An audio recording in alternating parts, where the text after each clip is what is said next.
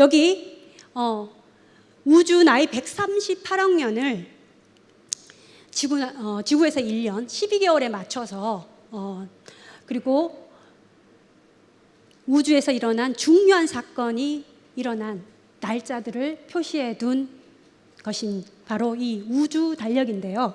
이 우주 달력을 보시면은 빅뱅에 의해서 우주가 만들어진 후에 92억 년, 즉 한 9월쯤, 12개월 중에서 9월쯤 됐었어야 태양계가 만들어집니다. 그리고 태양계가 만들어지면 일단 바로 생명체가 첫 지구상의 생명체가 발현이 됩니다. 그러니까 금방 일어났어요.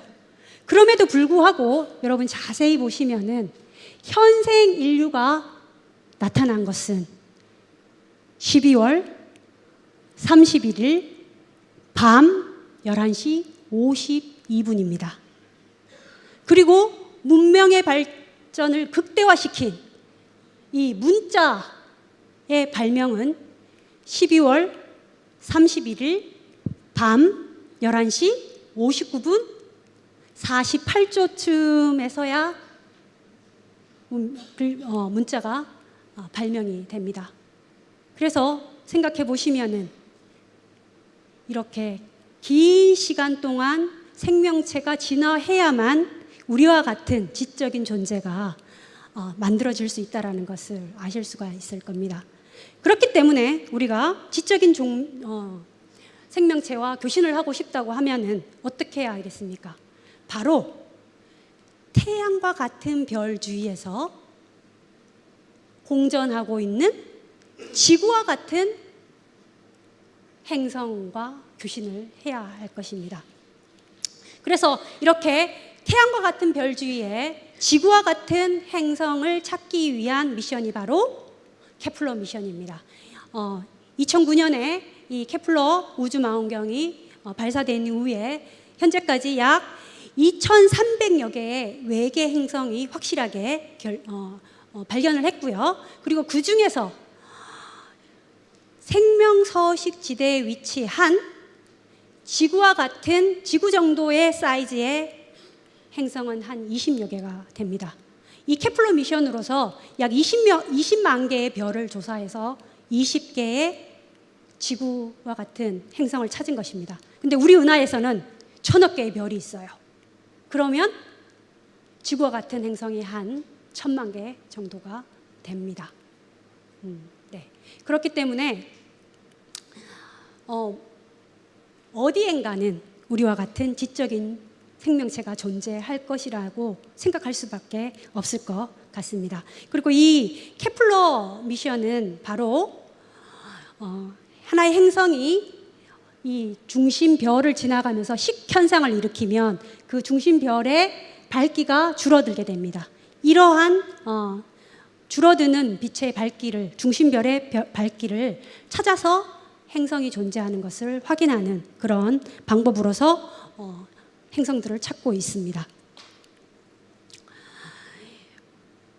우리 은하에 말씀드렸듯이 100만 개, 1000만 개의 우리 지구와 같은 행성이 있다고 한들 무슨 소용이겠습니까? 우리 인간이 이주할 수 있는 곳은 오직 태양계 내에서 화성밖에 없습니다. 태양계를 벗어난 유일한 인공물은 보이저 1호입니다.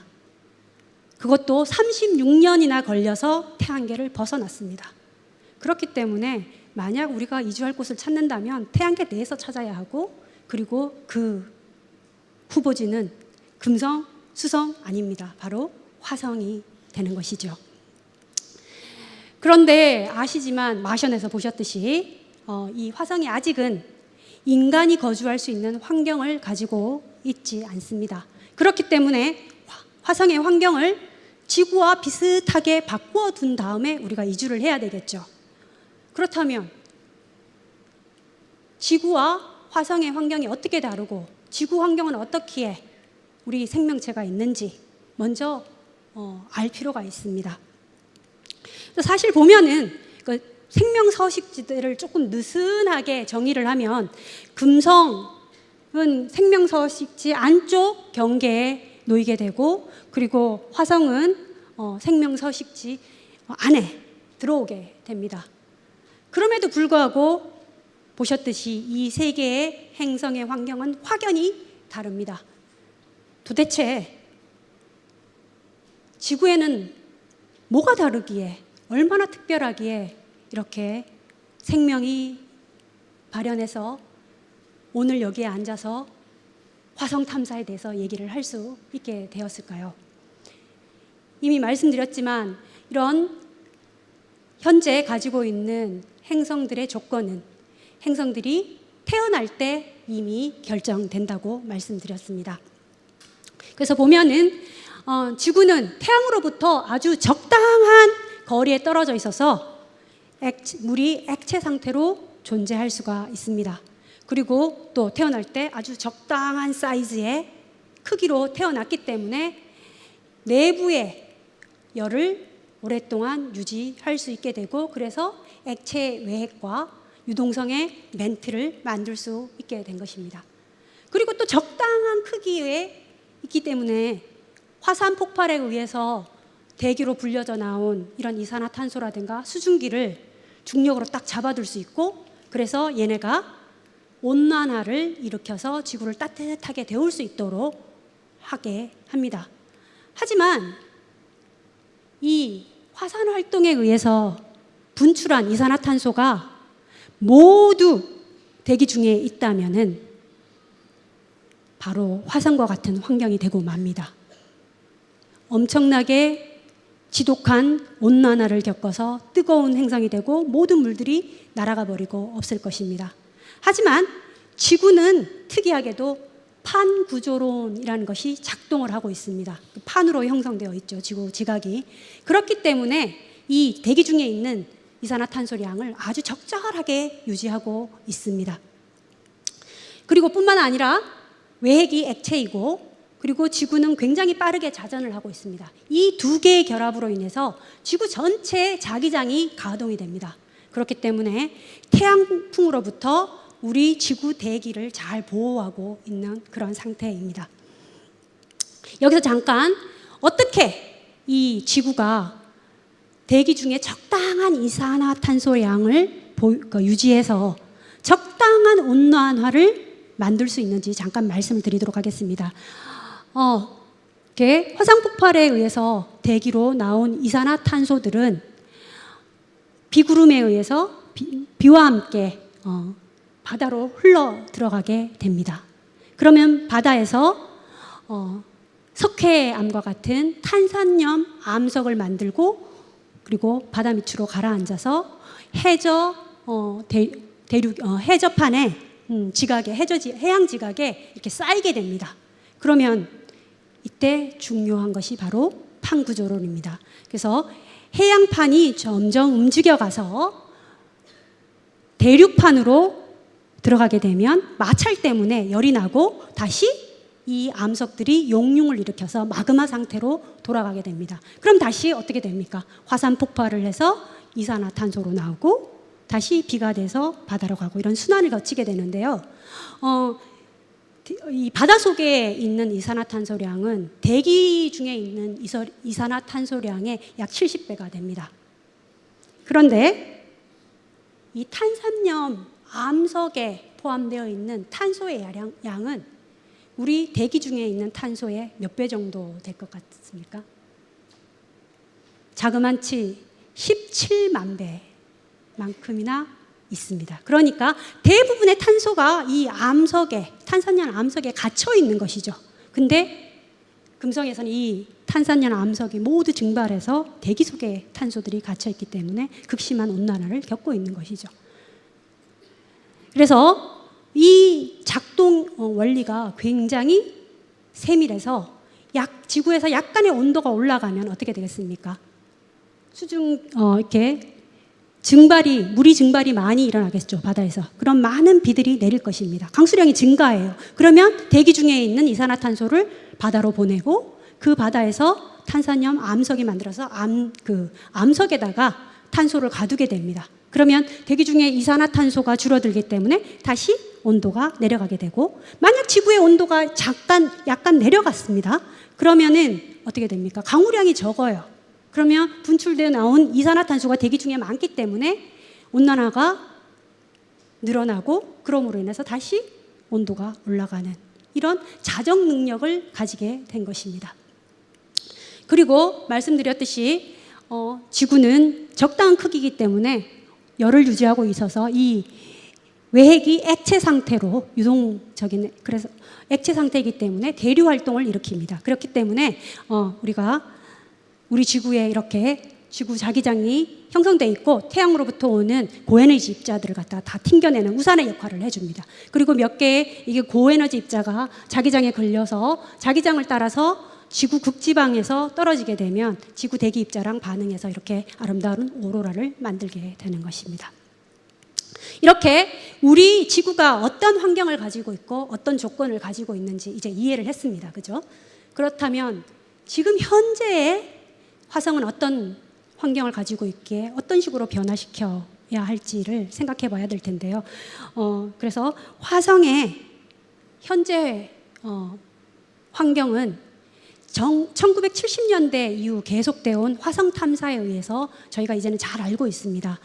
그리고 특히나 1990년대 말쯤 되면은 이렇게 로버들을 갖다가 직접 화성 표면에다가 내려보내서 더 많은 정보들을 얻고 있습니다. 그리고 그 정보들에 따르면 현재는 완전히 사막 상태이지만 과거에는 이렇게 물이 흘렀던 흔적들을 보내주고, 그 정보를 보내주고 있습니다. 그렇기 때문에 이미 말씀드렸듯이 현재로는 화성은 완전히 메마른 사막 형태고, 그렇지만 과거에 물이 흘렀던 흔적들이 있으며, 그리고 현재는 화산 활동이 없고, 그리고 자기장도 없고 팡구조론도 나타나고 있지 않습니다. 하지만 말씀드렸듯이 화성에는 물이 얼음 상태로 존재하기 때문에 그나마 우리 인간이 생존할 수 있는 하나의 조건들을 만들어낼 수가 있습니다. 그렇기 때문에 어쩔 수 없이 저희는 화성으로 가야만 합니다. 그러기 위해서는 말씀드렸듯이 화성의 상태를 지금의 지구와 비슷한 상태로 바꿔놔야 할 것이고, 이러한 과정을 우리는 화성의 테라포밍이라고 얘기를 합니다. 지구화를 시키는 것이죠. 그래서 이미 우리는 여기 물이 존재한다라는, 얼음 상태로 물이 존재한다는 걸 알고 있고, 그런 물을 녹여서 액체로 만들면 되는 것이죠. 그러면 어떻게 됩니까? 따뜻하게 만들어줘야 될 것입니다. 그러기 위해서는 우리가 이미 지구에서 배운 게 있죠. 지구 온난화 현상을 그대로 여기다가 화성에다 옮겨오면 물을 녹여서 따뜻하게 만들어서 이제 물을 녹일 수가 있을 것입니다. 최근에 이제 나사에서 우리 앞으로 어떻게 화성을 지구화 시킬 것이다 라고 내놓은 플랜입니다. 그래서 이 플랜에 따르면, 테라포밍 플랜에 따르면 크게 5단계의 과정을 거쳐서 화성을 지구화 시키겠다라고 하고 있는데요. 그 첫 번째 단계가 대기를 만든 것입니다. 그래서 대기압을 증가시켜 주는 것이고, 두 번째가 표면에 액체 물을 만들겠고, 그 다음에는 대기도 있고 물이 있으니 화성을 따뜻하게 만들어서 끝내는 식물이 살아갈 수 있는 그런 곳으로 만들겠고, 그래서 식물을 통해서 산소도 만들어질 수가 있겠죠. 그리고 마지막에는 거기에다가 도시를 세우겠다라는 그런 과정입니다. 이 계획을 보면 밑에 이렇게 얼마나 걸릴지, 그리고 들어가는 비용은 얼마나 될지 계산을 해둔 것을 보실 수가 있을 겁니다. 첫 번째, 대기를 만드는 과정에는 다양한 온실가스들을 갖다가 가능하면 많이 보낼 것입니다. 그 기간이 약 90년이 걸릴 것이라고 생각되고 있고, 약 5천억 달러의 돈이 들 것이다 라고 생각을 하고 있습니다. 그리고 표면에 물이 흐르게 하는 이 과정은 이미 있는 동토층에 있는 얼음을 녹이는 것도 있지만, 인공 강우를 만들거나 또는 소행성에 있는 그런 물들을 가져오겠다 라고 계획을 하고 있고요. 그것이 한 120년 정도, 그리고 7천억 달러 정도 들 거라고 예상하고 있습니다. 그리고 세 번째, 대기도 있고 물도 있으면 그럼 따뜻하게 만들어줘서 지구를 화성을 온난화를 시키려고 하는데, 그 방법으로는 뭐 공장을 가동해서 역시 화석 연료를 태우면 되겠죠. 그렇지만 그건 너무 느립니다. 그래서 하물며 수소 핵폭탄을 터뜨려 가지고 따뜻하게 한다거나, 또는 소행성을 끌어들여서 부딪히게 해서 데운다거나, 이런 방식을 연구하고 있는데요. 그 기간은 150년, 그리고 약 9천억 달러 정도가 들 거라고 생각하고 있습니다. 그리고는 이제 이렇게 잘 조건이 만들어지면 거기다가 인공 미생물을 갖다가 인위적인 그런 미생물들을 갖다가 퍼뜨리고, 그리고 유전자적으로 잘 조작돼 강하게 만든 식물들을 갖다 심을 것입니다. 그러면 녹지화가 되는 것이죠. 근데 이건 굉장히 시간이 많이 걸립니다. 보면 생각보단 짧네요. 50년. 그리고 드는 돈이 약 3천억 달러가 들고요. 이렇게 다 되면 이제 완전 녹지화가 됐어요. 이주를 시켜야 됩니다. 그러기 위해서는 도시를 건설해야 되겠죠. 그래서 도시를 건설할 때 3D 프린트를 이용해서 건물들을 짓고, 그 다음에 우주 왕복선을 갖다가 상시화 시켜야 되겠죠. 우주 왕복선이 엄청나게 돈이 듭니다. 그래서 보면은 1.5조 달러 정도가 필요할 것이라고 생각되는데요. 그래서 토탈 예산이 한 3조 7천억 달러가 들고요. 대체적으로 기간은 한 500억 년 정도, 500억 년이 아니고요, 500년 정도 걸릴 것이라고 이제 예상을 하고 있습니다. 하지만 이런 그 테라포밍 과정에서 가장 중요한 기술은 이 발사체를 재사용하는 그런 기술입니다. 이렇게 초기에 물자들 다 화성으로 날라야 되는데, 이 발사체는 한번 우주선을 밀어 올리고 나면은 쓸 수 없는 일회용입니다, 현재는. 그래서 발사체를 만드는 것이 굉장히 큰 비용이 듭니다. 하지만 최근에 스페이스 X사에서 펠콘 9이라는 발사체를 발사했다가 다시 발사대로 무사히 착륙시킨 그런 실험을 성공했습니다. 이 실험의 성공으로 화성의 지구화에 드는 비용을 기하급수적으로 감소시킬 수가 있고요. 줄일 수가 있고요. 그리고 화성 개척의 시기를 굉장히 앞당길 것이라고 예상이 됩니다. 이렇게 해서 이제 완전히 화성이 테라포밍이 되고 나면, 지구화가 되고 나면 화성으로 이사를 해야 되겠죠. 그리고 뭐 어떤 분들은 지구에 살면서 화성으로 휴가를 가기도 할 것입니다. 이 티켓은 한 인터넷 쇼핑몰에서 만우절 기념으로 올린 그런 가짜 상품권인 여행 티켓인데요. 수세기 내에 저희가 인터넷 그 쇼핑몰에서 이런 티켓을 보게 될 것이라는 생각이 되네요. 그런데 우리가 어디로 이주를 하기 위해서는 정말 그곳이 빈집인지 확인을 해야 되겠죠. 화성에는 진짜 생명체가 없는 것일까요? 그런데 우리가 아무리 화성이 극한 환경을 가지고 있다고 하지만 지구에도 엄청나게 극한 환경들이 존재합니다. 그런데 그런 극한 상태에서도, 환경에서도 생명체가 존재하는 것을 발견하게 되는데요. 그래서 지구에서의 생명체가 굉장히 다양한 형태로 환경에서 존재하는 것, 그리고 유기물질이 우주에서 쉽게 발견이 됩니다. 아까 별이 만들어지는 그런 성강 구름뿐만 아니라 뭐 소행성, 해성 이런 데서도 이미 유기 분자들이 발견이 되었습니다. 그리고 말씀드렸듯이 45억 년 전에 지구가 만들어진 후 얼마 지나지 않아서 지구 표면에, 지표에 첫 생명체가 탄생하게 됩니다. 이런 여러 가지 정황을 봤을 때는 아주 간단한 생명체가 우주에는 굉장히 흔할 것 같습니다. 이 그림은 아주 일부의 그런 가지들을 포함하고 있는 생명의 나무인데요. 이 생명의 나무를 보시면은 우리 주위에서 보고 있는, 쉽게 보는 그런 생명체의 형태가 동물, 식물입니다. 그렇죠? 근데 동물과 식물은 이 큰 생명의 나무에서 극히 일부를 차지하고 있는 것을 아실 수가 있는데요. 이 그 외에 이 얼마나 다양한 형태의 생명체가 지구에 있는지 이것 다 그린 것도 아니에요.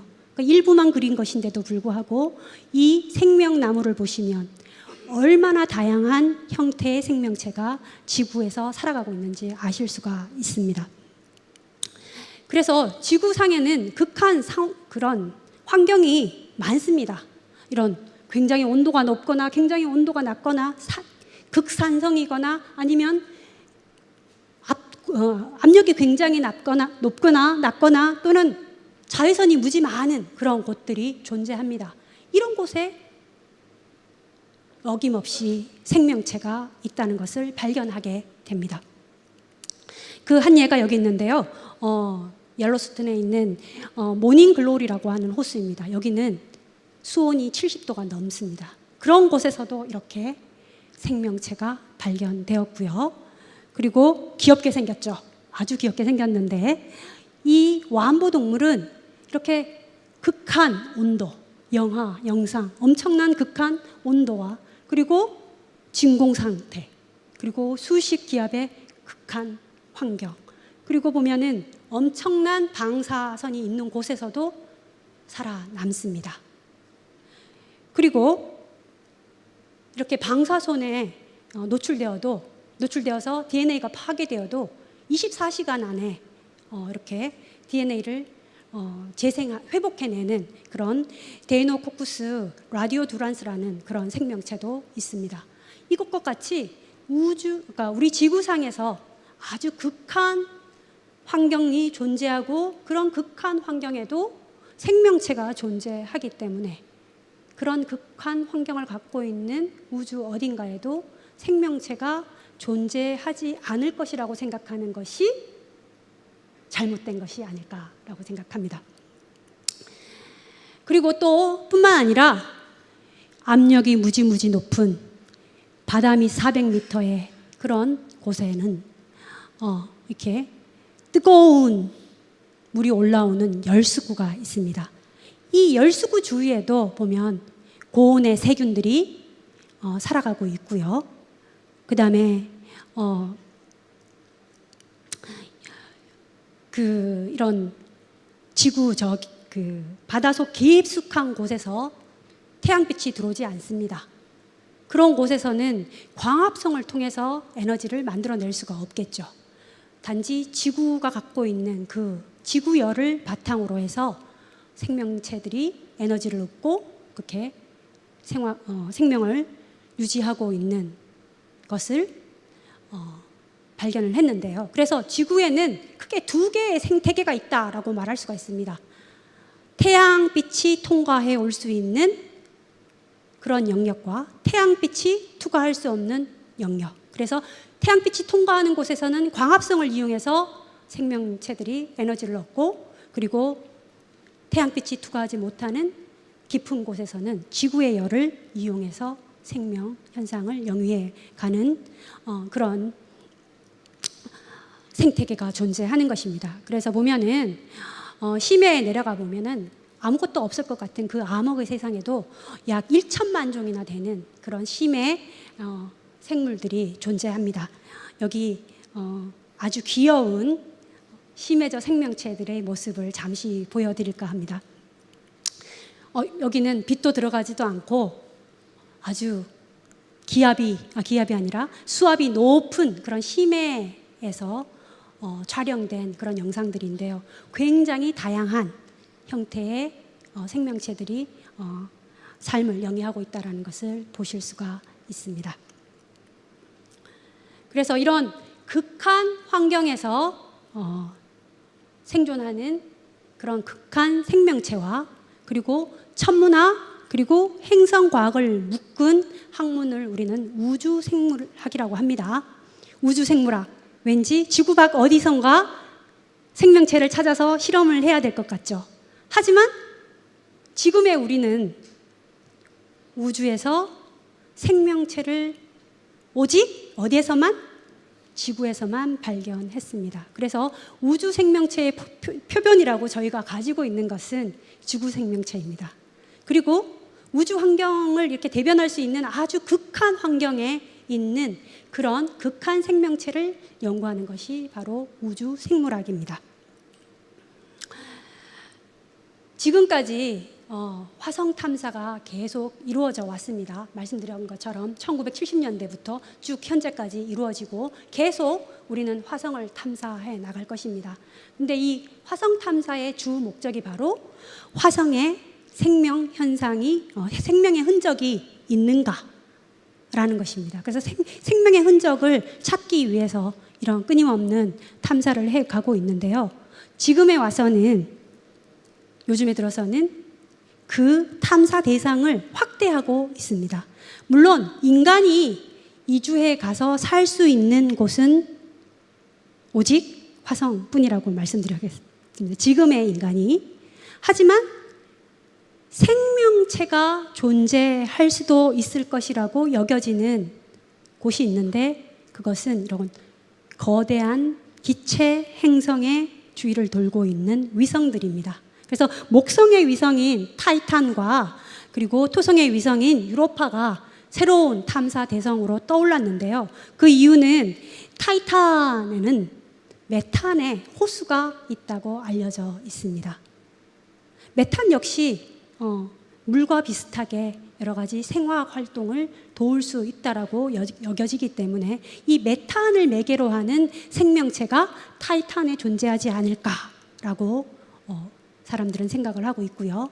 그 다음에 이 유로파 같은 경우는 보면 바깥쪽에 이렇게 막 무늬들이, 줄무늬들이 많이 있죠. 사실 유로파는 표면이 완전히 얼음으로 뒤덮여 있습니다. 근데 이 얼음 밑에 지구 바다보다 더 많은 양의 물이 존재하는 것으로 여겨지고 있습니다. 그래서 그 물들은 바닷물처럼 소금기를 갖고 있고, 그래서 가끔씩 이 얼음을 뚫고 올라오는 것이 관측되기도 하고요. 그런 것 때문에 이런 균열이 생겨서 붉은색을 띠게 된 것입니다. 그리고 그 바다, 유로파의 얼음 표면 아래에 있는 그 바닷물에는 이 토성으로 인해서 생기는 조성력 때문에 우리의 그 해저, 바다, 우리 지구상에서 해저 밑에 있는 그런 열수구와 같은 환경이 조성될 수가 있습니다. 그렇기 때문에 아까 보셨던 그런 귀여운 생명체들이 저 유로파 얼음 표면 아래에 있는 바다에서 유영을 하고 있지 않을까 상상을 하면서 그렇게 탐사를 하고 있는 상황입니다. 그런데 왜 인간들은 이렇게 이런 힘겨운 탐사를 감행하고 있는 것일까요? 혹자는 화성에 있는, 또는 화성을 전초기지로 해서 소행성들에 있는 광물 자원을 갖다가 얻기 위한 것이 그 목적이다라고 하는 사람도 있습니다. 하지만 저는 이런 탐사는 바로 인간의 호기심, 우리는 이 광활한 우주에 오직 혼자인지, 또는 지구 밖에서는 살아남을 수 있을는지, 그리고 우주 여행은 가능할지 하는 이런 질문을 하는 지적인 호기심의 결과로서 우리는 계속 탐사를 해 가고 있다고 생각합니다. 이런 호기심은 우리로 하여금 계속해서 탐구를 하게 하고, 즉 과학적인 사고를 하게 하고, 그렇게 함으로 인해서 우리의 과학기술이 계속 발전해 왔고 현재의 과학 문명을 이룩해 왔습니다. 그래서 현재 이 과학 문명 토대에서 우리는 지금 뭐를 하려고 하고 있습니까? 화성으로 이주를 할 계획을 구상하고 있는 것이죠. 물론 화성을 지구화시키는데 필요한 기술이 아직도 많이 제한적입니다. 그래서 극복해야 될 많은 기술들이 있죠.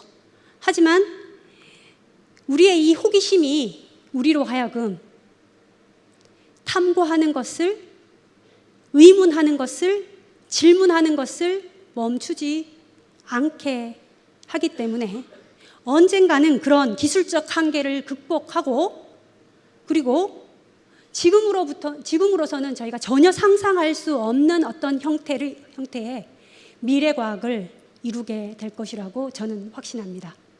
네, 제 강연은 여기까지 하겠습니다. 감사합니다.